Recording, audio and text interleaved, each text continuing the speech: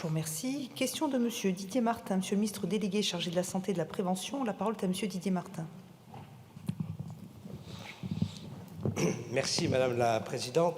Madame la Ministre, je souhaiterais attirer l'attention du gouvernement sur la désertification médicale en zone urbaine.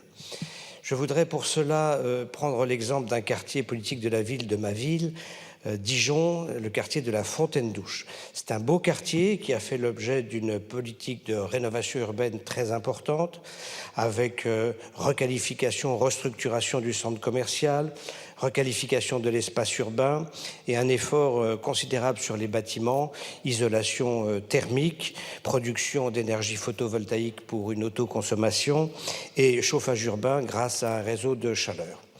Ce sont 14 000 habitants qui vivent dans ce quartier de la Fontaine-Douche, avec une proportion importante de logements sociaux, 30 à 50% de logements sociaux. La dotation médicale est représentée par aujourd'hui 5 médecins libéraux, dont 3 vont partir en retraite avant l'été. Il restera donc 2 médecins libéraux, un pool de 6 à 7 infirmières diplômées d'État libérales, un centre de soins infirmiers et 3 pharmacies. Il y a urgence. Il y a urgence, Madame la Ministre, dans une grande ville comme Dijon, mais dans d'autres zones urbaines également. Il nous faut trouver des voies pour renforcer l'attractivité professionnelle dans ces quartiers. À Dijon, une solution se dessine avec la CPTS, avec un bailleur social, la ville de Dijon et avec l'ARS. Madame la Ministre, pour faire que de jeunes médecins s'installent en zone urbaine sous-dotée, quelles mesures le gouvernement est-il prêt à mettre en œuvre? Certains parlent d'incitation fiscale. Quel est votre avis sur ce sujet? Je vous remercie. Je vous remercie. La parole est à Madame la ministre déléguée chargée de l'enfance, de la jeunesse et des familles.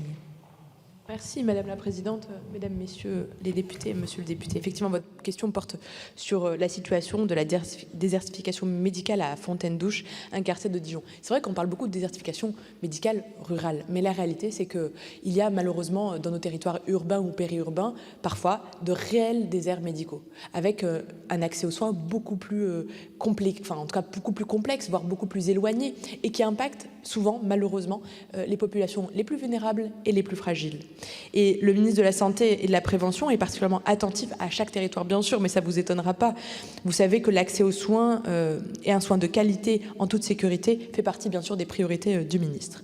La question du zonage fiscal, puisque c'était le cœur et la fin de la question, monsieur le député, ne le relève bien sûr pas des compétences des ARS, mais néanmoins, l'objectif, c'est l'installation. Et pour qu'il y ait installation, les agences bénéficient de leviers très importants, fondés d'ailleurs sur le zonage médecin, permettant de moduler, par exemple, des incitations financières de type contrat d'aide à l'installation de médecins en fonction des besoins du territoire.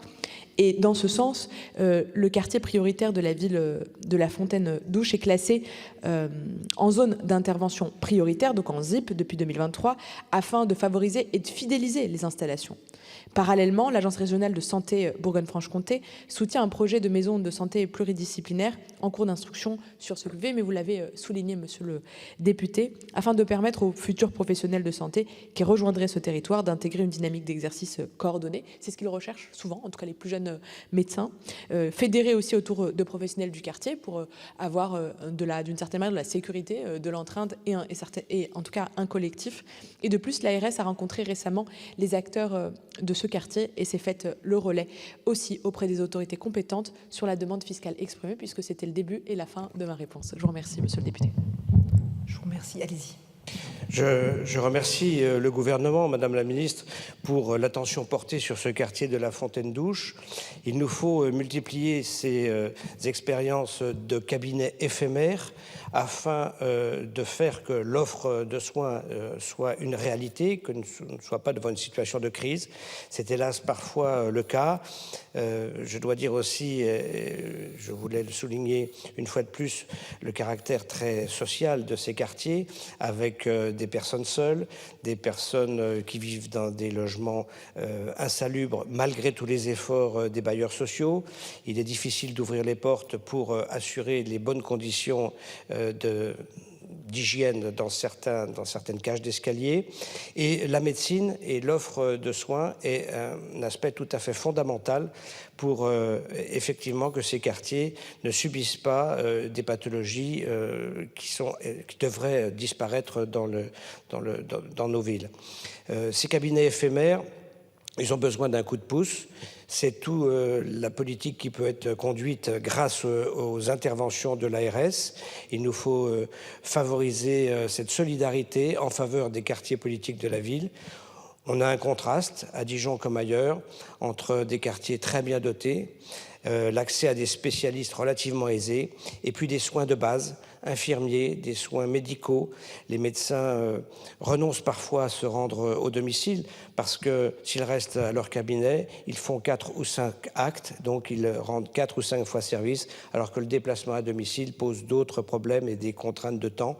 Il nous faut revoir cette attractivité aussi du soin à domicile pour les infirmiers, leurs déplacements, leurs indemnités de déplacement et aussi pour les actes médicaux. Je vous remercie. Je vous remercie. Question de Monsieur Christophe Marion.